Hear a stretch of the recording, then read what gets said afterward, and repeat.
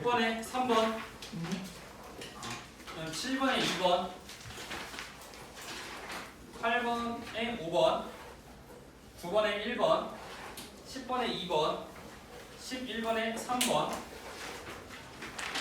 다음 12번에 3번, 13번에 1번, 14번에 2번, 15번에 4번, 그 다음에 상포관계는 166일 것 같지? 선생님, 응? 대박 도전 같은 거 있어요? 응. 아 그래요? 자, 166페이지 6번에 1번, 7번에 1번, 8번에 3번, 9번에 4번, 그 다음에 10번 두 사람의 앞날이 순탄치 않을 것임을 암시한다. 근데 앞날이 뭐 순탄치 않을 것임 이런 거. 아무 길로 가는 어? 아무 길로 아무 길로 간다? 둘이 맞는 것 같아. 그걸 좀 더 자세하게 풀었으라는 얘기 같긴 한데 문제는 좀 더 자세하게 쓰고. 다음 11번에 4번, 12번에 5번, 13번에 4번, 14번에 1번, 15번에 4번, 16번에 4번, 15번에 5번 미안합니다. 15번에 5번, 16번에 4번이고 17번에 1번, 18번에 1번, 19번에 4번, 20번에 2번, 16번이 몇 번이요? 16번, 16번에 4번. 뭐였니? 아무것도 안 했지. 아니 저 1912번 한 번만 해주세요. 뭐라고? 1912번. 아 맞다. 학원 미결제 안 했다. 이따 해 이따가. 쌤 결제 안 해서 퇴출이 왜? 하도 안 내갖고 마스하고. 뭐라고? 어디 그건 지금까지 통째로 하고 있어. 아니 너무 가. 예 맞아요. 무서워. 쌤 저 이따 카드 결제하라고 꼭 말씀해 주시고. 그 놀리면 그냥 결제 안 하고 계속 하고 그냥 모르는 거 알아. 말하고 있었는데 연락 안 하고 연락 안 하고. 말하고 있었는데 나도 까먹을 거 같아. 말하고 있었는데 자, 자 내가 말하는 손님이 돛담배를 골스타 살때 카페 어제 타고 온다고 나와 있잖아. 그지? 그지 언제야? 네. 근데 지금 뭐라고 나왔냐면 손님이 어떻게 와? 고달픈 몸으로 오잖아. 고달픈 몸으로. 그지? 거기에다가 지금 얘가 지금 보기는 그 시인에 관련해서 그지? 시인에 관련해서 이렇게 해석을 하는 건데 지금 얘는 봐봐. 손님이 돛담배를 타고 찾아온다고 한 것으로 봐 손님은 희망과 긍정의 이미지를 갖고 있음을 알 수 있다라고 나오는데 이거는 보기를 참고한 게 아니지 일단 지금. 이해돼? 그러니까 지금 이거는 그러니까 시인이 일제강점기에 활동했던 독립운동가다라는 걸 보고 지금 해석을 하고 있는 게 아니라 작품 안에 쓰여진 표현으로만 지금 해석을 하고 있잖아. 그러니까 얘는 작가가 일제강점기 사람이건 아니건 간에 3번은 무조건 다 맞는 말이라고. 그러니까 그래서 답이 3번이 된다고. 이게 보기를 참고하지 않았잖아. 12번에 3번은. 아 그냥 손님만. 그러니까 이 손님으로서. 그지? 그러니까 이육사가 뭐 독립운동가였을 때 그럼 이 독립운동가로서 이 시에서 성생하는 게 뭐냐를 물어본 건데 이거는 지금 그게 아니라는 얘기야. 그거 하나 안 했다고 틀린 거예요? 그런 거지. 이 보기를 가지고 해석을 해야 되는데 보기를 가지고 해석하지 않았으니까. 다음 또 질문. 그래서 1번, 2번, 3번, 5번 선지 같은 경우는 다 광복에 관련된 내용들이 있잖아. 그래서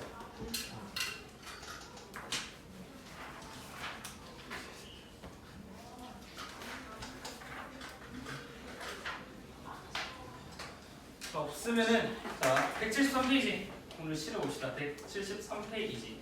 저희 두 번째 것도 시 어? 두 번째 것도 시 아니 두 번째 거는 극작품이야. 극 시나리오에 관련된 걸 할 거고. 자 일단 오늘 볼 거 소설. 아니 소설이 시. 그걸로 알 수도 있겠네.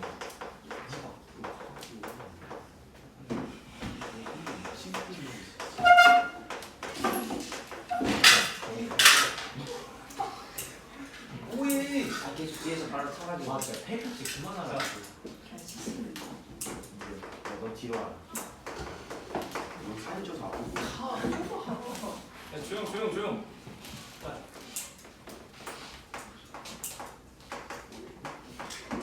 자, 이용학 시인의 풀벌레 소리 가득 차 있었다라는 시인데 요 시도 꽤 자주 나오는 시야. 나중에 너네 고등학교 가면은 꽤 많이 나올 거야 이 사람에 대해서. 이 사람, 그러니까 이 작가에 대해서 먼저 알아보면은 이용학이라는 작가는 언제 활동을 했냐면은 1930년대에 활동을 한 사람이다 일단은. 자, 그러면은 이 시기 무슨 시기였어?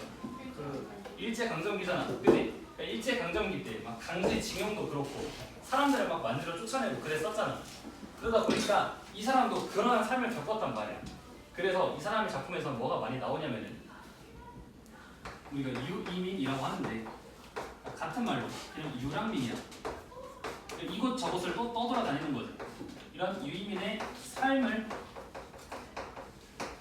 삶이 잘 드러난다 작품에서. 써. 이 용어 옆에다 써. 그러니까 이 사람의 작품의 특징이야. 이 사람 시인인데 유랑민의 삶.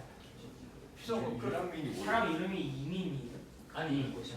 유랑민 이것저것 떠도는 사람들. 그러니까 방랑자. 그럼 유이민은 그럼 방랑자. 같은 말이야. 유랑민과 유이민이랑 처음 들어봐. 같은 말이야. 아무튼 자 이러한 삶을 많이 나타나고 그 다음에 자 시잖아 시, 그지? 시인데 불구하고 어떤 게 나타나냐면은 이런 서사적인 성격이 나타납니다. 이 사람 씨 특징이에요. 알아두면 편해. 그러니까 서사적이라는 게 무슨 얘기야? 서사라는 게.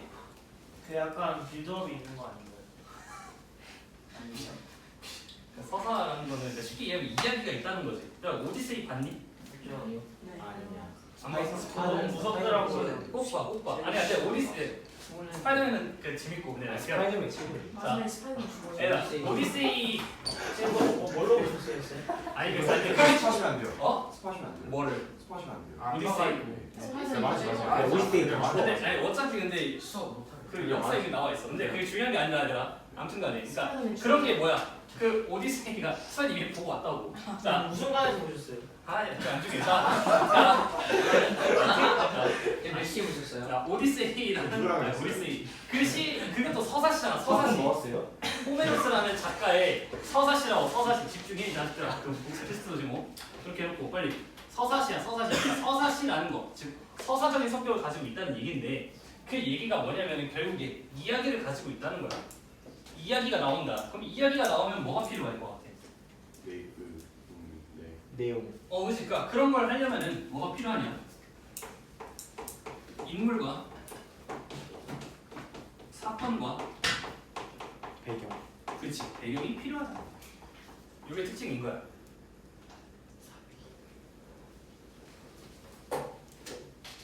오케이? 그냥 이 사람의 시의 특징이 이렇다 라는 거고, 그 다음에 풀벌레 소리 가득 차 있었다. 일단 제목을 먼저 보면은, 그러니까 시도 그렇고 소설도 그렇고 우리가 제목을 먼저 보면 좋은 게 일단 풀벌레 소리 무슨 심상이 느껴져? 자연? 감각 정신. 찍은 거지. 네. 맞긴 한데 그걸 먼저 얘기한 게 아니었고 청각적 심상이 느껴지지. 내가 풀벌레 소리라 그랬잖아. 소리 귀로 듣잖아. 그지? 그러면 무슨 심상이 느껴지냐? 일단은 청각적 심상이 느껴져야 된다. 얘가 청각적 심상이 나타나겠지. 그 다음에 가득 차 있었다. 잡아. 차 있는 건 우리가 어떻게 알아? 눈으로 보는 거지. 그지? 그럼 얘는 시각적 이미지란 말이야. 그래서 청각에 시각화가 일어나는 거야. 오케이? 그래서 공감각적 심상이다 라고 우리가 이야기를 한다. 알겠니? 그러니까 이 제목 풀벌레 소리가 가득 차 있었다. 그러니까 그래서 무슨 상황이길래 풀벌레 소리가 가득했을까? 라는 어떤 독자의 흥미도 일단 처음에 유발을 하는 거지. 근데 이 시가 좀 뭔가 슬픈 시야. 누구 죽어요? 시작하자마자 죽을 거야. 자, 봐봐. 자, 우리 집도 아니고 일갓집도 아닌 집, 고향은 더욱 아닌 집에서. 그러니까 자, 일갓집은 친척집이거든. 친척집. 그래서 우리 집도 아니고 일갓집도 아닌 집, 고향은 더욱 아닌 곳에서. 어때? 첫 번째 1년에서는 1행은 어때? 우리 집도 아니야, 친척집도 아니야, 고향도 더욱 아니야. 점점 어떻게 돼? 멀어져요. 극한. 심화가 되고 있잖아. 그지? 그래서 이걸 뭐라고 그러냐면은 점층법? 그렇지 점층법이라고 이야기를 하지. 1행부터 3행이야. 1행부터 3행 점층법이 쓰여 있고 그 다음에 아니고 아니고 아니고잖아. 그지? 네. 비슷한 문장 구조가 지금 어떻게 돼? 반복돼요. 반복이 되지. 이런 거를 우리가 대구법이라고 이야기를 했다. 그래서 1에서 4에는 지금 점층법과 대구법이 같이 쓰여 있다.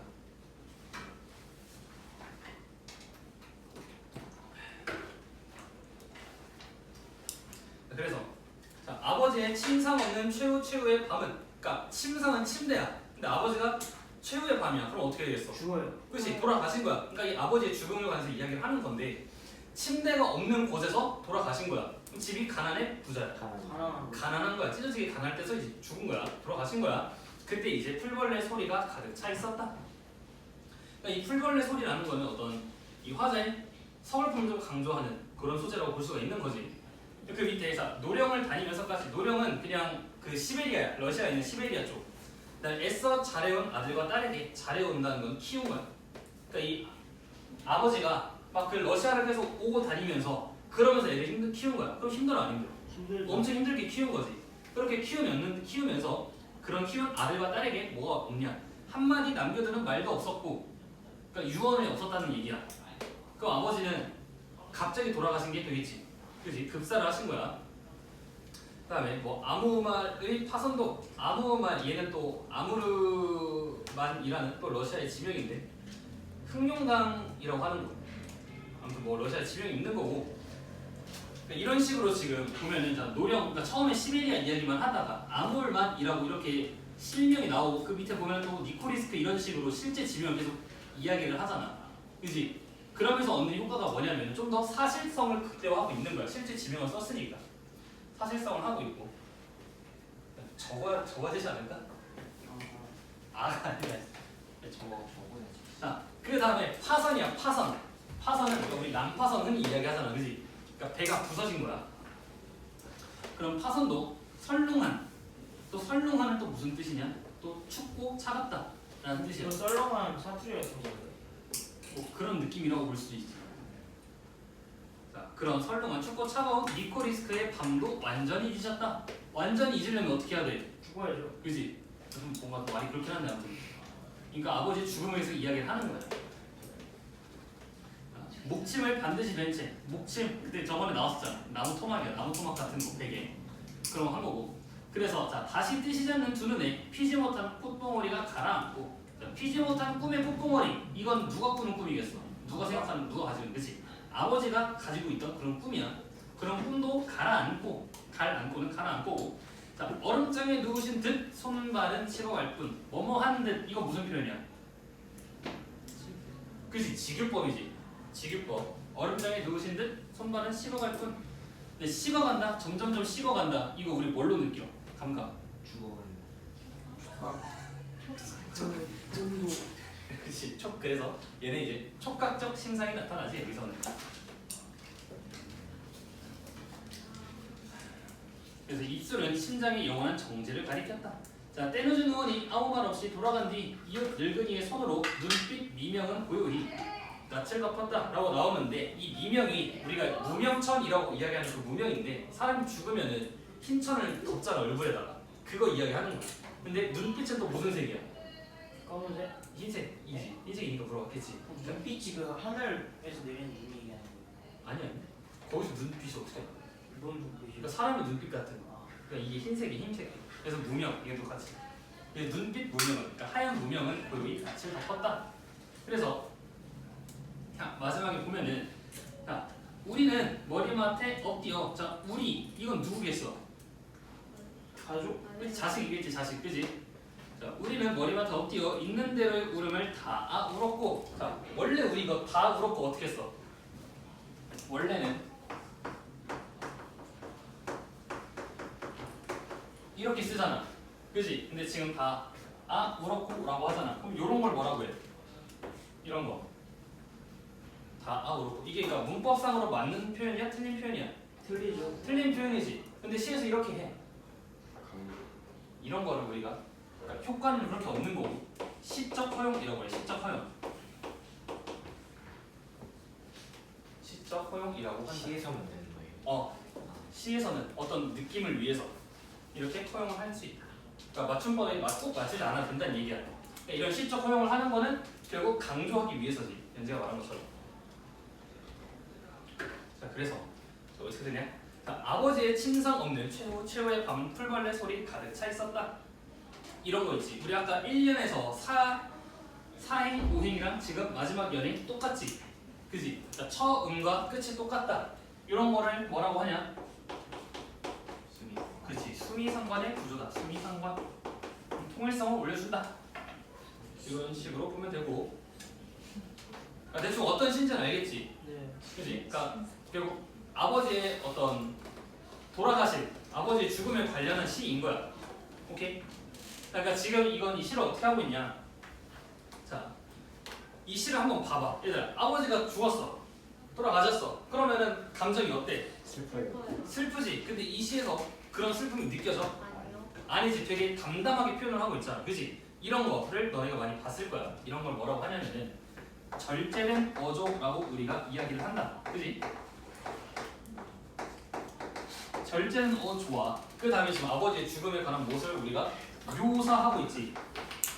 시에서 그렇게 묘사를 하고 있으니까 묘사적 표현인데 요 두 가지를 활용을 해서 어떤 이 독자 또는 청자에게 좀 거리감을 두고 바라보는 효과를 준다. 그러니까 여기 시에서는 되게 절제된 어조가 중요한 거야. 여기서는. 그러니까 가족의 죽음은 슬프지. 근데 시에서 슬프다는 단어가 안 나타나. 그래서 오히려 더 슬픈 효과를 내는 거야. 오케이? 그러니까 이게 이 시의 특징인 거야. 그러니까 지금 이런 그 슬픔의 감정이 여기 어디냐면은 마지막 연에 1, 2행밖에 안 나와. 4연에서 우리는 머리맡에 엎드려 있는 대로 구름을 다 울었고 이것만 감정이 직접적으로 제시가 되고 있는 거고 나머지 부분에서 감정이 전혀 나타나지 않지. 요러한 시다.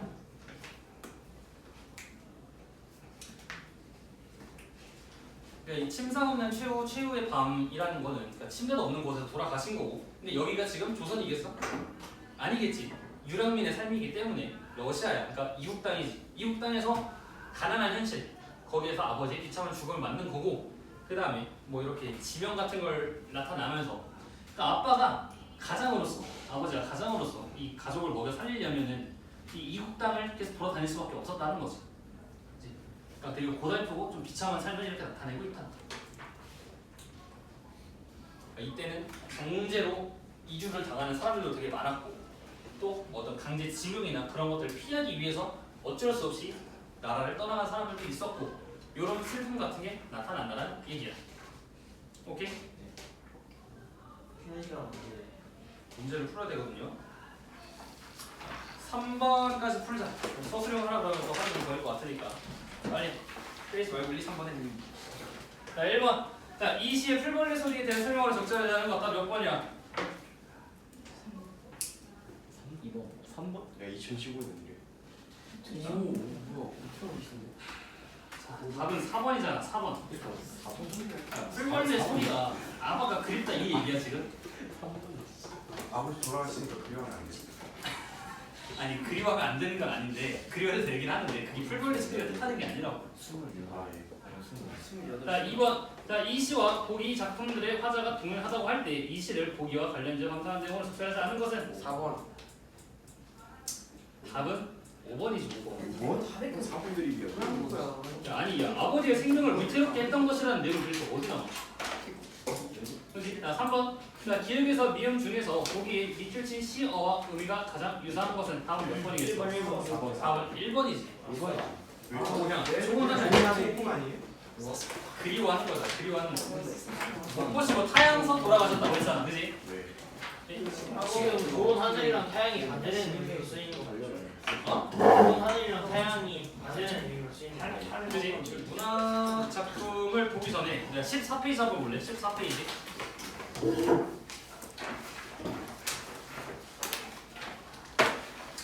이건 몇 페이지야? 14. 문학이야, 문학 그대로 14페이지. 우리가 그러니까 문학 작품의 갈래가 일단 시가 있잖아, 그지? 시가 있고 소설이 있고 또 극갈래가 있잖아. 그 안에 이제 뭐가 있냐면 희곡과 시나리오가 있어. 희곡과 시나리오. 오늘 볼 거는 시나리오라서 잠깐만 보면 희곡과 시나리오 그냥 간단한 특징 한 번씩만 보자라는 거. 희곡은 뭐를 목적으로 해? 희곡. 응? 희곡은 뭐를 목적으로 해? 그러니까 무대 연극인데 그래서 얘는 이제 우리가 상연을 목적으로 한다라고 이야기를 하고 그 다음에 시나리오는 영상이야 영상. 그래서 상영을 목적으로 한다라고 이야기를 해. 그러니까 상연과 상연에 일단 차이점이 있는 거고. 그러니까 희곡은 쉽게 생각을 하면은 우리 연극의 대본 같은 거야. 뭐 로미오와 줄리엣, 뭐 햄릿 이런 것들 이런 것들의 대본을 희곡이라고 생각을 하면 되고. 그러니까 시나리오는 그냥 어떤 영화의 대본이라고 생각하면 편하겠지. 영화나 드라마의 대본이라고 생각을 하면 돼. 그 다음에 뭐 시나리오 같은 경우는 특징이 나오잖아요. 이렇게 장면을 단위로 하는 거. 이것도 이따 뒤에서 뭐 희곡과 시나리오의 차이점을 간단하게 볼 건데, 아무튼 시나리오는 구성이 되어 있는 게 해설이랑 대사, 지시문, 장면 번호 이렇게 구성이 되어 있다. 해설은 그거지. 처음에 나와서 뭐 누구랑 누가 있다. 그래서 뭐 어떤 모습이 있다. 이런 거를 해설이라고 하고. 듣고 있니 얘들아? 듣고 있어요. 그 다음에 대사는 말 그대로 대사야 대사. 그다음에 지시문은 우리가 무대 지시문이 있고 행동 지시문이 이렇게 크게 두 가지가 있어. 지시문의 종류도. 무대 지시문은 그러니까 거기가 어떻게 꾸며져 있는지, 뭐 조명이 나오는지, 조명이 켜지는지 꺼지는지 이런 거를 무대 지시문이라고 하고, 행동 지시문은 뭐겠어? 어떻게 할지. 그렇지. 뭐 괄호 열고, 땡땡이가 뭐뭐 했다고 그런 거 아니지? 괄호 열고, 뭐 화가 난 듯이 뭐 이런 식으로 하면은 그 배우는 어떻게 이야기를 해? 화가 난 듯이 이야기를 하는 거. 이게 행동 지시문이야. 그러니까 행동을 지시해준다라는 얘기고. 그때 장면 번호, 얘네는 시나리오의 씬 넘버라고 이야기를 하는 거야. 씬 넘버. 이게 좋아해. 뭐가 이렇게 재밌어. 그냥 넘어가서 15페이지 봐봐. 15페이지. 야, 그 위에다 올려놓고 뭐고 이렇게. 15페이지. 자, 이거 좀 시나리오에는 특수한 어휘들이 많이 사용이 되는데 요거를 다 깊게 볼 건 아니고, 그 15페이지에 5번 보면은 자, 희곡 시나리오 소설의 비교라고 쓰여져 있는 거 보이니? 근데 15페이지 꼭 피고 있는데 15? 15 끼고 있어요. 자, 거기에 보면은 자, 희곡이랑 시나리오 소설 이렇게 있는데, 희곡은 무대 공연을 목적으로 해서 상연을 목적으로 한다라고 이야기를 했고, 시나리오는 영화나 드라마의 제작이야. 그래서 상영을 목적으로 한다. 그러니까 희곡은 연극 대본은 그러니까 막과 장어로 구성이 되어 있다. 1막 1장, 1막 2장, 2막 3장 이런 식으로 구성이 되어 있다는 얘기고, 그 다음 시나리오는 장면, 우리 그래서 아까 씬넘버라고 잠깐 이야기했던 거, 장면 번호로 구성이 되어 있다. 그래서 뭐 씬넘버 1부터 뭐 씬넘버 169 이런 식으로 이 장면 번호로 구성이 되어 있고, 희곡과 시나리오의 제일 중요한 특징이 뭔지 알아? 소설이랑 소설과 극갈래의 제일 큰 차이점은, 소설은 서술자가 존재하잖아, 그지? 근데 극갈래, 희곡이나 어떤 그 이런 시나리오는 서술자가 존재하지 않는다. 그러니까 오로지 그 인물들의 대화와 행동으로만 이야기가 진행이 된다. 그러니까 서술자가 있고 없고가 소설과의 가장 큰 차이점이야 얘는. 오케이? 자, 그리고 희곡 같은 경우는 희곡이 무대 상연을 목적으로 하는 거야. 그러니까 우리 뭐 대공연장 이런 데가 있잖아. 그런 데서 이제 공연을 하는 건데, 그럼 등장 인물이 10,000명이 올라갈 수가 있어 없어? 없겠지. 공간이 한정돼 있잖아, 그지? 그냥 여름인데 겨울에 눈 오는 날을 그러니까 그거를 할 수가 있어 없어? 없지. 그래서 이런 희곡은 시공간의 제약이 있다라고 이야기를 하는 거고, 이 시나리오 같은 경우는 요새 영상을 찍어서 얘를 편집해서 붙여놓을 수가 있잖아, 그지? 그래서 얘는 딱히 시공간의 제약이 없다라고 이야기를 한다. 시공간의 제약도 그렇고 등장 인물 수의 제약도 좀 있어. 그 희곡은. 시나리오는 보통 없다고 보고. 근데 이 정도 희곡과 시나리오 차이점, 이 정도 괜찮지? 이 정도 짚고 넘어갈 거야. 다시 넘어와서 181페이지를 보면 되는데,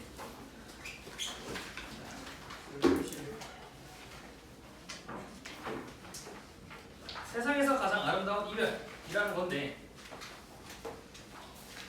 제목이 어때? 세상에서 가장 아름다운 이별이야. 매우 중의적입니다. 아니지, 그렇지. 역설이죠, 역설. 이별은 뭐야? 이별이 아름답다는 게 말이 잘 안 되잖아, 그지? 그래서 세상에서 가장 아름다운 이별 제목에서부터 역설이 쓰인 거고, 이 노희경의 작품은 너네도 많이 알아. 되게 유명한 사람이 있잖아.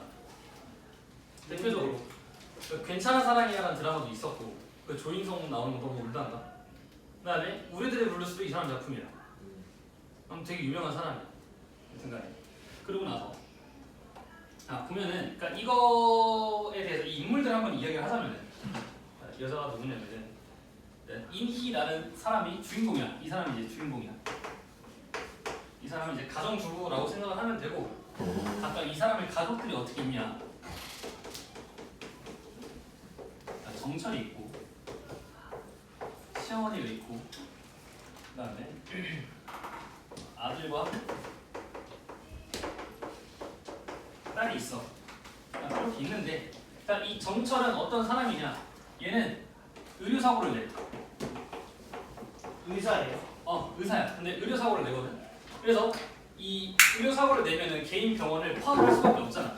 그래서 개인 병원을 이제 파업을 하고 나서 그다음 얘는 이제 폐기닥터로 돼. 월급 받는 의사라고 하지 우리가. 폐기닥터로 일하는 사람이야. 그리고 이 시어머니는 어떤 사람이냐면은 병이 있어. 병.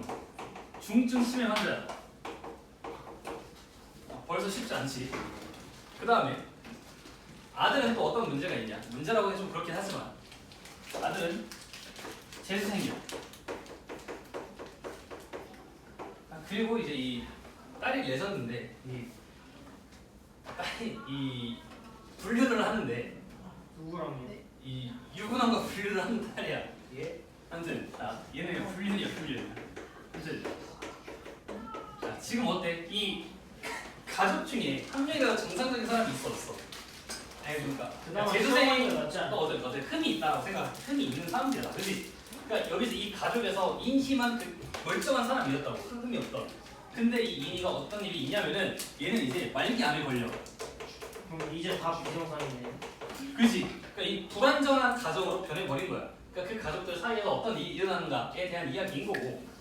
근데 막 그런 막장 그런 스토리가 아니라 되게 좀 가슴 아픈 그런 이야기야. 가슴 아픈 이야기고. 그래서 작품을 보면은 그 전략 부분 내용만 보면은 가족들을 뒷바라지하며 분주하게 살아온 50대 가정주부 인희는 남편 정철이 퇴직하면 가족들과 교회에서 살기 위해 전원주택을 짓고 있다. 어느 날 인희는 통증 때문에 진료를 받으러 갔다가 자궁암 말기임을 알게 되고 정철은 아내에게 소홀했던 자신을 자책하고 괴로워한다. 딸 연수, 아들 정수도 엄마에 대한 미안함과 엄마를 위해 해줄 것이 없으면 안타까워하지만 정작 인희는 점차 다가오는 죽음을 예감하면서 자신이 죽고 난 뒤 가족들이 어떻게 지낼지 걱정한다 라고 나와 있거든. 그래서 보면은 그 밑에 이제 가의 시작 어떻게 나와 있어? 씬넘버하고 144 이렇게 적혀 있지. 그지? 그러니까 이게 시나리오의 특징인 거야. 씬넘버가 뭐라고 한글로 하면은 장면 번호야. 장면 번호. 씬넘버니까 장면 번호. 그러니까 144번째 장면인 거야. 그 다음에 이 시나리오의 특징은 시공간적 배경을 다 제시를 해준다. 씬넘버 뒤에. 그래서 인희의 집 화장실 얘는 무슨 배경이야? 얘는 무슨 배경이야? 공간적 배경이 되는 거고 아침은 시간적 배경이 되는 거겠지, 그지? 그러니까 이런 식으로 다 해준다는 거야. 그래서 할머니 변기 위에 물을 뒤집어 쓴 채 앉아 있고 인희 할머니 발에 비누칠을 씻기고 있다. 그래서 약간 퉁명스레 여기 지금 괄호 안에 보이니 얘들아? 지심은 약간 퉁명스레 이거야. 이런 게 이제 행동 지시물이 되는 거야. 그래서 이제 뭐라고 이야기를 하냐? 자, 오늘뿐이야. 나 없으면 이제 똥 아무데나 누고 그러면 안 돼. 그러니까 우리가 중증 치매 환자를 표현할 때 뭐라 그러냐면 벽에 똥 치는다 그러잖아. 근데 그래. 진짜 했어요? 이제 그렇게 이제 변을 본 거지. 그래서 샤워기로 발을 헹궈 주면 달래를 안 그러실 거지 하면서 오늘은 내가 놀라게 해서 그런 거지. 이제 그러면 안 돼 이야기를 하는데 이 이야기도 평범하게 보면은 그러니까 인희가 그냥 치매 걸린 할머니를 돌보는 내용인 것 같잖아. 그지? 근데 지금 인희가 자기가 암 말기라는 걸 알아. 근데 자기가 죽으면 이 할머니 챙겨줄 사람이 있어 없어? 없지. 그래서 할머니를 죽으려고 목을 졸라. 그래서 할머니가 변을 본 거야. 근데 그러다 정신을 차리고 이제 화장실 데리고 온 내용인 거야 지금. 그 앞에 보면 좀 이래. 아무튼 그리고 나서 이제 쭉쭉쭉 나오는데 그래서 이제 인희의 집 거실 아침 그러니까 이제 장면이 넘어온 거지. 그래서 불안한 표정으로 화장실에 인희 여전히 대답 없고 연수 심란하게 정철을 보고 소파에 앉은 정철 창밖 보며 담배 피우고 정수 그 앞에서 무릎 꿇고 옹얼옹얼 넋두리를 쏟는다. 이렇게 쭉쭉쭉 하고 뭐 정수가 그러니까 아들이 슬퍼하는 거지. 엄마가 죽는다고 하니까 막 슬퍼하다가 정철이 지금 보면은 얘가 정수의 머리를 가슴에 안고 이렇게 나오잖아. 그지? 그러니까 정수를 안아주는 거야. 정수를 안아주면서 인이가 살 수 있어 없어? 살 수 없다는 걸 또 알려주고 있다. 근데 얘는 쭉쭉쭉 사실 극간에는 그냥 읽으면서 하는 거라서 쭉 넘어오면은 자 146에 인이 집 화장실 아침. 그래서 인이 할머니에게 새 속옷 내복을 갈아입혀주고 있다. 그래서 뭐 마음 아픈 걸 참고 좋아 하면서 쪼그려 앉으며 개운하지. 그러니까 이게 보통 치매가 걸리면은 정상적인 의사소통이 안 되잖아. 인지 능력도 굉장히 떨어지고. 그래서 이렇게 애기 대하듯이 이렇게 대하고 있는 거고. 그래서 할머니, 자 인이 눈을 보고 있다. 정신이 들어왔는지 인이 마음을 알 것 같다. 그러니까 좀 이때 할머니가 잠깐 정신이 들어온 것 같다라는 모습을 보여주고 있는 거야. 그래서 우리 인사를 하는 건데, 자 인이가 할머니한테 이야기를 하는 거지. 자 이렇게 입으니까 꼭 세수치 않네. 자, 그 유명한 남대문 여장부. 자, 시아버님 담을 거 겨우 북에 든 정인 입고 어머니한테 정부치나 했더니 중풍으로 누워 고생만 시키다 훌쩍 떠나시고 평생 외로움에 우리 서로 잘 통했는데. 그러니까 이 얘기가 뭐냐? 그러니까 이 할머니도 평범한 어떤 그런 주거의 삶을 산 건 아니야. 그러니까 할아버지를 만났는데 그 할아버지는 탈북민이야. 탈북민. 또 6.25 전쟁 때 내려왔겠지. 근데 북한 애인이 있는데 북한 애인을 두고 내려온 거야. 그리고 남한에서 결혼을 한 거지. 그러니까 이 할머니는, 그러니까 이 할아버지는 계속 그 북에 있는 그 자기 애인만 생각을 했던 거야. 그럼 왜 결혼한 거예요? 그럼 모르지 나도. 내가 할아버지가 아니라 잘 모르겠지만 그냥 아무튼 그러다가 이제 조금 계속 할머니가 잘 해주니까 이제 드디어 좀 할아버지도 어머니가 그 할머니에게 좀 마음을 여나 싶었는데 할아버지가 또 쓰러진 거야. 그래서 또 할머니도 하루 종일 계속 고생을 한 거지. 그러다 좀 치매가 걸린 거고. 아무튼 좀 다 굉장히 복잡한 가정이야. 좀 힘든 가정인 거지. 그래서 자, 손을 잡고 미음이야. 지금 미음 부분 다시 돌아와서 자, 손을 잡고 차마 못 보고 자, 어머니 나 먼저 가 있을게 빨리 와 하면서 다시 눈을 보면 나 어머니랑 정 많이 들었네. 자, 친정엄마 먼저 가시고 애들 애비 공부한다고 객지 생활할 때 애들도 없고 외롭고 그럴 때도 어머니 내 옆에 있었는데 나 밉다고 해도 가끔 당신 좋아하시는 거 아꼈다가 주곤 하셨는데. 그러니까 이게 할머니가 어쨌든 그러니까 시집살이를 시키긴 시키는데 그러면서도 애들은 또 생각을 할 때도 생각하는 그런 거지. 그래서 어머니 이제 기억 하나도 안 나지? 이런 식으로 나온다. 자, 여기까지가 끝인 거고 그냥 뒤에도 나오긴 하는데 대충 그냥 이런 거야. 그러니까 이거 헷갈리는 특히 더더욱 우리가 어떻게 하면서 읽어야겠어. 얘는 어떻게 하면서 읽어야 될까? 끄덕끄덕 하면서 읽는 거야? 어떻게 하면서 읽어야 될 것 같아? 이런 시나리오. 슬퍼하면서? 아니지, 그러니까 머릿속에서 상상을 잘 해야지. 이게 어떤 장면인가, 어떤 구도로 이루어져 있는가 그런 것들 시간적, 공간적 배경을 다 알려주고 있잖아. 오케이, 이해돼? 이런 거고. 자, 뒤에도 그냥 한 번에 쭉 보면은 잠깐 185페이지야. 185페이지. 이거는 그냥 내용만 한번 읽어줄게. 어떤 게 나오는 건지.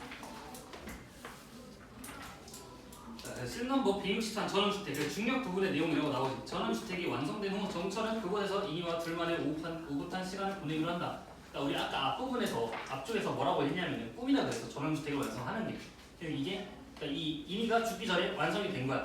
그래서 지금 둘이 간 거지. 그래서 전원주택 몽타주라고 나와 있는데 너네가 이거를 공부할 때 나중에 이거 편집 기법도 다 알아야 될 거야. 몽타주라는 거는 그러니까 촬영을 일단 따로 해. 따로 하는데 그거를 이제 다 붙여가지고 하나처럼 이렇게 연결해 놓는 거. 이걸 우리가 몽타주라고 할 거야 이제. 그래서 보면은 저녁, 아침, 낮, 밤 이런 식으로 나온 거야. 그치 보이지? 시간적 배경이 저녁, 아침, 낮, 밤 이런 식으로 되어 있잖아. 그러니까 저녁에 한번 촬영하고, 아침에 촬영하고, 낮에 촬영하고, 밤에 촬영한 거. 그거를 다 잘라서 한 번에 붙여서 지금 10넘버 하나로 묶어버린 거야. 오케이? 그래서 이미 평상복 차림으로 더욱 아픈 모습으로 식탁에 앉아 정철이 상차림의 모습을 보고 있다. 덕하다 말고 웃음깡스러운 엉덩이 춤을 추며 이를 붓고 있었다는 정철. 그러니까 이 둘이서 지금 전원주택에서 지금 행복한 어떤 시간을 보내고 있다. 그래서 나 다시 보면은 67에 전원주택 침실 이제 밤이야. 그래서 뭐 당신 나 없을 때 괜찮지 하면서 딴소리도 안 하고 좋지 뭐 싫어 나 보고 싶을 거는 같아 하면서 끄덕인다. 언제 어느 때 하고 다 언제 아침에 출근하는 넥타이일 때. 그래서 이제 또 그래 이제 인이는 어떤 느낌이겠어? 이 어쨌든 간에 남편과 같이 살았는데 이제 남편이 나 없이 살아야 된다 라는 이제 생각이 날 거 아니야. 그지? 그러니까 인이도 슬픈 마음이 있겠지. 그러면서 이제 막 정철이 이제 막 이렇게 이야기를 하는 거야. 그러니까 둘이 막 슬픈 인사를 하는 거지. 그리고 나서 신나무 168 보면은 할머니가 있는 인이의 집과 전원주택을 보여주는데 할머니 연수선, 정수선에 잠들어 있고 할머니는 숨바꼭질 놀이를 하고 있는데 혼자서 할머니가 뭐라고 하냐면 이 노래 가사가 이게 뭐였더라? 이 노래가 백만송이의 장미라는 노래인데 이 얘기가 뭐냐면은 이 노래의 가사가 의미하는 거. 그러니까 가족들을 계속 뒷바라지 했잖아 인이가 그지? 계속 가족들을 키웠어. 뭐 애기 아빠 그러니까 정철 얘 막 공부한다고 했을 때도 뒷바라지 하고 자식들도 다 뒷바라지 하고 했잖아. 그러니까 엄마는 혼자 계속 고단하게 삶을 살아왔어. 그러다가 자기도 즐겨야 되는데 즐기지 못하잖아 지금 그지? 암에 걸렸으니까. 근데도 가족들을 이제 원망하지 않고 끝까지 살아가는 어떤 인이의 그런 마음을 대변하는 이 노래의 가사가 되는 거야 얘는. 그러니까 가족을 지금 원망해 안 해? 안 한다는 얘기야. 알겠지? 그래서 인이가 어디 있나 여기저기 찾다가 문득 인이 방을 열면 그곳은 전원주택의 온실이다. 해서 쭉쭉쭉 나오고 이렇게 나오고 마지막에 그래서 신남번 169. 자 여기서 이제 인이가 결국에 아침에 눈을 못 뜨게 된다. 그리고 나서 마지막에 페이드 아웃이라는 건 화면이 점점 이제 어두워지는 거야. 이렇게 걸리면서 이 시나리오가 끝이 된다. 이해돼? 이런 거 상상을 하면서 읽는 거야. 시나리오는 그냥 어려운 게 아니니까. 얘는 183페이지. 그래서 다 풀어보자. 84까지. 5개. 1번부터 5번까지. 1번 봅시다. 1번 이 글의 내용과 일치하지 않는 것 다 몇 번? 5번. 5번이지 5번. 다음 2번 나와 다에 대한 설명으로 가장 적절한 것은 이거 몇 번이야? 4번. 4번이지. 자, 3번 이 글을 영어로 만든다고 할 때 기억에서 미음과 관련하여 배우에게 제시할 내용으로 적절하지 않은 것은? 답 3번이지 3번. 자 4번 A에 들어갈 대사로 가장 적절한 것은? 1번. 1번이지 1번. 자 5번 자 이니가 할머니와 깊은 정을 붙이며 살 수 있었던 이유를 이니와 할머니의 삶의 공통점을 근거로 들어 쓰라고 나오지. 그지? 그러니까 이니의 삶이 어땠고 할머니의 삶이 어땠어? 힘들어요. 그러니까 어떻게 힘든데? 이닝은 그거 대장암 그죠? 말기암 그러니까 둘다 병에 걸리. 이니가 뭐라 그랬냐면은 할머니한테 마지막 인사를 할 때 자기 친정 엄마도 먼저 가고 그지? 애들 막 뒷바라지만 하고 나 혼자 하향살이 할 때 외롭겠어 안 외롭겠어? 외롭게 살지. 그지? 할머니는 어때? 할머니도 결혼했지만 할아버지가 맨날 자기한테 마음 줘 안 줘? 안 주지. 그럼 외로워 안 외로워? 외롭잖아. 그러니까 이 둘 다 어쨌든 외로운 삶이라는 공통점이 있는 거야. 그지? 그렇기 때문에 외로운 사람들끼리 서로 정을 붙이면서 의지하면서 이렇게 살았다. 오케이? 이게 공통점이다. 숙제는 끝났어. 195페이지까지 192요? 195페이지까지 안 써봤어. 하고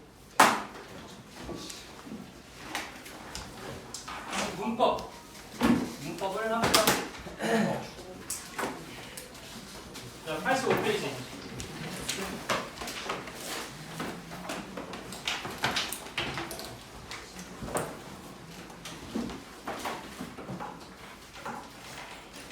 자, 문법 85페이지.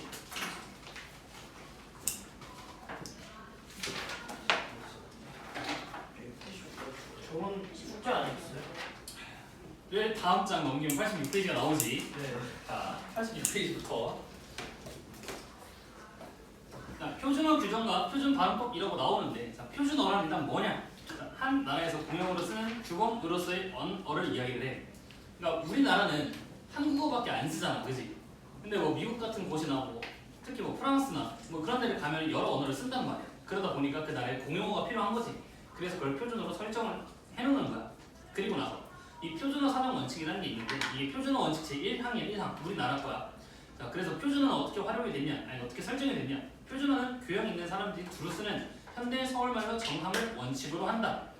그러니까 서울말을 우리는 이제 현대어 아니 서울말을 표준어로 하기로 정해놓은 거야. 조항으로. 오케이? 그러니까 그냥 쓰는 게 아니라 조항으로 서울말은 표준어다라는 걸 명시를 해놓은 거고. 자, 그래서 다음 관련 표준어 규정이 있는데 자, 어원에서 멀어진 형태로 굳어져서 널리 쓰이는 것은 그것을 표준어로 삼는다. 이런 식으로 나와 있고 그 다음에 제7항을 보면은 여기서부터 좀 예외들이 조금씩 나오는데 우리 한국어는 원래 예외가 많은 거 다 알지? 그지? 그러니까 뭐 원래대로 예시가 뭐 이렇게 한다가 있으면 그거에 또 반하는 예시가 항상 나와. 발레 같은 게 많이 나와. 그래서 자, 수컷을 이루는 접두사는 수로 통일한다. 그래서 수권, 수나사, 수놈, 수소 이런 게 있는데 자 다만 1 있지. 자 다음 단어에서는 접두사 다음에서 나는 거센 소리를 인정한다. 그래서 얘는 원래 거센 소리가 날 게 아니잖아. 원래 수, 강아지 이런 식으로 해야 되는데 얘네는 거센 소리를 인정을 해서 뭐 수강아지, 수개, 수컷, 수탉 이런 식으로 발음을 한다라는 이야기야. 오케이? 그리고 나서 다만 얘가 또 있어. 다음 단어의 접두사는 숫으로 한다. 숫. 그러니까 양, 염소, 쥐 얘네는 원래는 수, 양, 수, 염소 이거잖아. 그지? 원래 그 제7항에서 수컷을 이룬 접두사는 수로 통일을 한다고 했는데 이 다만 2에서는 숫, 양, 숫, 염소, 숫, 쥐 이런 식으로 양과 염소와 쥐 뒤에는 뭘로 한다고? 그렇지. 수가 아니라 숫으로 한다. 그 다음 밑에 자, 모음 관련 표준어 규정이 있는데 제8항에 양성 모음이 음성 모음으로 바뀌어 굳어진 단어는 양성 모음이 뭐고 음성 모음이 뭐야?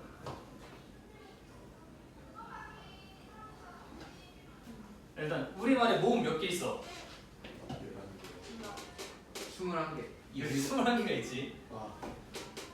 그지? 21개가 있어. 우리가 모음은 단모음 몇 개? 19개? 11개. 11개. 단모음 10개. 단모음 10개? 이상 이중모음 11개 있지. 합쳐서 21개, 합쳐서 21개. 근데 그 중에서 양성 모음이 뭐야? 쌤, 내가 볼펜 꽁치가 쓰고 싶어. 어떤 거? 볼펜. 아, 그치. 얘들아. 양성 모음이 있고 음성 모음이 있는데 양성 모음에는 아, 오 이런 계열을 이야기를 하는 거고 그럼 음성 모음은 뭐겠어? 기억니. 그지? 어랑 우 이런 것들은 이야기를 한다.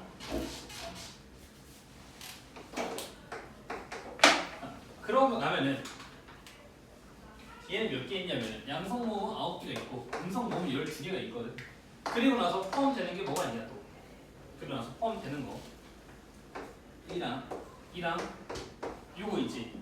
얘는 우리가 음성 모음으로 포함이 된다. 이런 계열이 있고 이런 계열이 있다. 그러니까 이거 두 개가 들어가서 만들어지면은 다 양성 모음인 거야.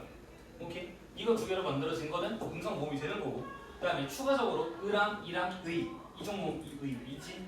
요거 세 개가 음성 모음으로 들어간다. 오케이? 자, 그래서 이런 양성 모음이 음성 모음으로 바뀌어 굳어진 단어는 음성 모음 형태를 표준어로 삼는다라고 나오는데 이거 원래 깡총이 어떻게 돼 있어 지금? 깡충으로 되어 있지, 그지?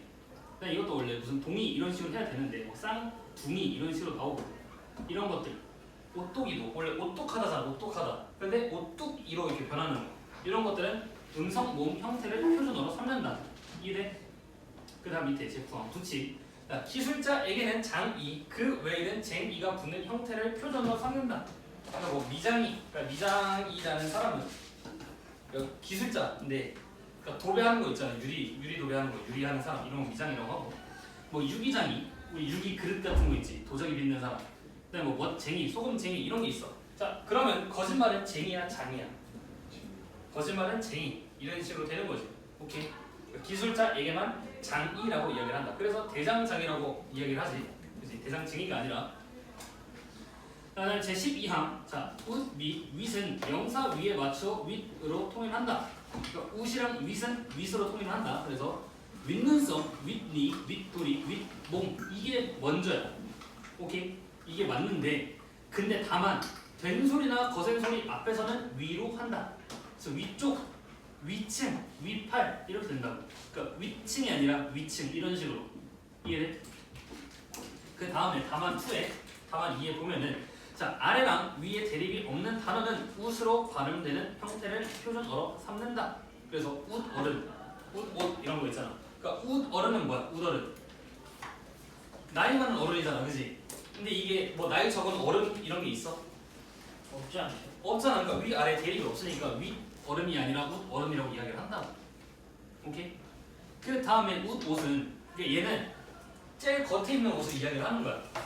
근데 이게 그러니까 우리가 상의 하의할 때 그 위 아래 옷이 아니라 옷은 제일 겉에 있는 옷을 이야기를 해. 그러니까 얘는 제일 겉에 있는 옷이니까 위 아래 차이가 있어 없어? 없죠. 없지. 그래서 얘도 위치 아니라 웃으로 발음을 한다. 요 얘기야. 오케이? 자, 그리고 나서 어디야? 87페이지에 이제 55를 볼 건데 표준 발음법이야. 그 전에 이제 표준에 대해서 이야기를 했고 이제 표준 발음법을 이야기를 할 건데 표준 발음법은 표준어의 실제 발음을 따르되 국어의 전통성과 합리성을 고려하여 정할 원칙으로 한다 라고 나와 있고 그냥 모음의 발음을 보면은 자 야, 예, 여, 예, 와, 왜, 요, 워, 왜, 유, 의는 이중 모음으로 발음한다 라고 나오지 그지? 이중 모음이 뭐야? 이중 모음의 정의 이중 여, 아이, 어, 아이. 그 기본 아니 그러니까 획 하나 더 한 거 아니에요? 그 구분하는 방법 이중 아, 모음의 그래. 정 그 입술 모양이나 아, 혀 그거. 높낮이에 달라지는 그지? 이중 모음은 달라지는 거고 단모음은 달라지지 않는 거지. 그러니까 얘네는 달라지게 발음해야 된다라는 거야. 자, 그런데 다만 1 봐봐. 자, 용언의 활용형에 나타나는 저, 처는 저, 처로 발음한다라고 나와 있지. 그러니까 얘네는 원래 이중 모음인데 용언의 활용형에 나타나는 얘네들은 우리가 단모음으로 발음을 한다라는 거야. 그러니까 너 이거 가지어 이게 아니라 너 이거 가져 이런 식으로 이야기를 하잖아. 가져가 아니라. 그지? 이런 얘기야. 그 다음에 다만 2, 다만 2. 자, 얘랑 얘 이외에 얘는 에로도 발음한다. 그러니까 막 에로도 발음한다니까. 발음이 한 개야, 두 개야? 발음 두 개라는 얘기야. 자, 그래서 계시다 같은 경우에 이중모음으로 계시다라고 할 수도 있는 거고 계시다라고 할 수도 있는 거고 시계를 해도 되는 거고 시계라고 해도 되는 거고. 오케이? 그러니까 발음 여러 개가 있는 거지. 그 다음에 다만 3번도 마찬가지로 자음을 첫 소리로 가지고 있는 음절의 의는 이로 발음한다. 얘는 하나밖에 없는 거야. 하나밖에 없어. 자음을 첫 소리로 가지고 있는 음절의 의는 이로 발음한다. 그래서 닐리리 이것도 늘리리 이게 아니라 닐리리 무니 띄어쓰기 뜨이어쓰기가 아니잖아. 그지? 우리 읽을 때 그지? 띄어쓰기 이런 식으로. 다만 4번 보면은 자, 단어의 첫 음절 이외의 의는 이로 조사 의는 에로 발음함도 허용한다. 자, 그래서 주의 같은 경우도 주의랑 주의 이런 식으로 된다. 우리 의는 우리 의와 우리 애가 된다. 이거 이해되니? 자, 넘어가서 그러면은 26번 한 번만 풀어볼래? 26번. 근데 일단은 얘 뭐야 얘 품사가 뭐야? 의 이거 조사잖아 조사 그지? 일단 얘는 조사 의로 시작을 한다. 자, 그럼 원래대로 원칙적으로 우리 발음 어떻게 한다 그랬냐? 쓰여져 있는 대로 그냥 읽으면 되잖아 그지? 첫 번째 할 수 있는 게 뭐가 있어? 그치? 그냥 그대로 의라고 할 수가 있는 거지 그지? 그리고 나서 봐봐 몇 항이냐 자 다만 4를 봤을 때 거기 조사 아니 이거 말고 다만 3 먼저 볼게. 다만 3을 보면은 자음을 첫 소리로 가지고 있는 음절의 의는 이로 발음한다. 뭐 이런 내용이 있고, 그다음 다만 4에 단어의 첫 음절의 이 외의 의는 이로 발음할 수 있잖아. 여기 지금 첫 음절 이 외지, 그지? 그지? 그래서 민주 주 이 의라고도 발음을 할 수가 있겠지, 그지? 그리고 나서 이 조사 의는 뭐로 발음할 수 있냐? 에로도 발음할 수가 있어. 그지? 그러면은 민주 주 의 에라고 발음할 수도 있는 거고 그 다음에 얘는 이로도 발음할 수 있었으니까 마지막으로 민주 주 이 에 이렇게 총 개수는 4가지가 나온다. 이게 뭐야? 그냥 이걸 먼저 생각을 하면은 얘 발음 몇 개로 나올 수 있냐를 생각을 해. 단어의 첫 음절이야? 아니지. 그러면 얘는 2개로 나올 수가 있지. 그지? 발음 2개로 되잖아. 이 의는 조사 의지, 그지? 조사 의도 발음 몇 개로 돼? 2개가 할 수 있잖아. 그러면 뭐야? 4개. 일단 기본으로 이거는 깔고 들어갈 수 있는 거야 우리가. 오케이. 네, 이런 식으로 풀면 되고. 그리고 나서 이제 넘어오면은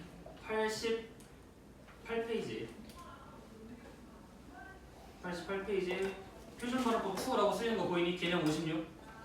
자, 개념 56 보여?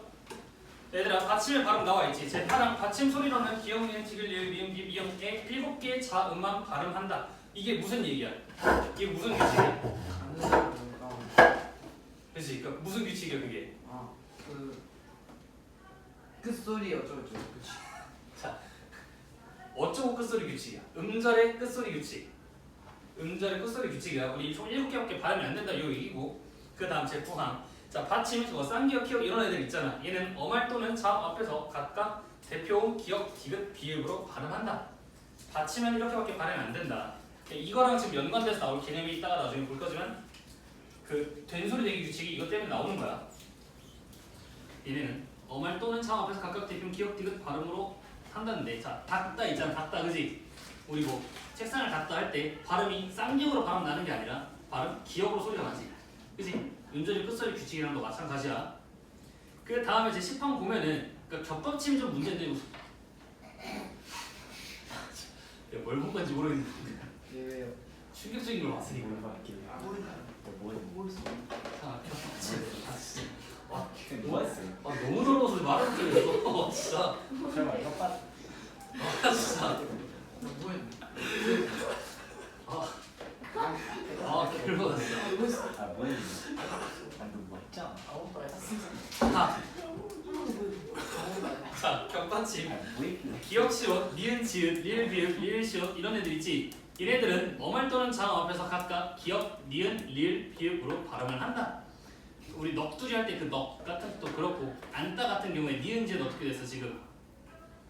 지읒 탈락해서 니은만 있잖아, 그지? 그 다음에 뭐 이런 것들 이렇게. 근데 다만 밟은 자음 앞에서 답으로 발음을 하고, 자음 앞에서. 그 다음에 넓은 다음과 같은 경우에 넛으로 발음한다. 이거는 다 배웠었지, 그지? 밟이랑 넓 이거 불규칙. 얘 리을 비읍인데 얘네는 원래 리을, 그러니까 여덟 같은 경우에 여덟이잖아, 덥이 아니라, 그지? 근데 얘네는 어때? 얘네는 자음 앞에서 비읍으로 발음이 된다. 그래서 밥다, 밥지 이런 식으로 발음이 난다는 거고, 넓 같은 경우에는 넉쭉하다랑 넉둥글다 이럴 때만 비읍으로 발음이 난다. 오케이? 그러니까 얘네는 얘 외니까 얘네만 알고 있으면 되겠지, 그지? 그 다음에 자 11항에 보면은 자 겹받침 리을 기역, 리을 미음, 리을 피읍은 어말 또는 자음 앞에서 각각 기역, 미음, 비읍으로 발음을 한다. 그래서 우리 치킨, 닭 이건 뭐야? 기역으로 발음을 하고, 막다, 그러니까 말다가 아니야, 말다. 물이 막다야, 막다. 그리고 뭐 젊다, 뭐 나이가 젊다가 아니라 젊다, 그지? 네, 읊고. 그다음에 다만 용언의 어감 맑음, 용언의 어감 맑음, 리을 기역은 기역 앞에서 리을로 발음한다. 그러니까 이것 우리가 용언의 어간도 찾을 수 있어야 되는 거야, 발음을 하려면, 그지? 그래서 이게 문법은 다 하나하나 다 엮여져 있다. 그래서 용언의 어간에서 마지막 리을 기역, 맑다에서 맑게 이런 거 있잖아. 얘네 기역 앞에서 리을로 발음한다. 이런 애들이 있다. 그래서 맑게, 묽고, 뭐 얽거나 이런 애들이 있다. 오케이? 자, 숙제 89페이지까지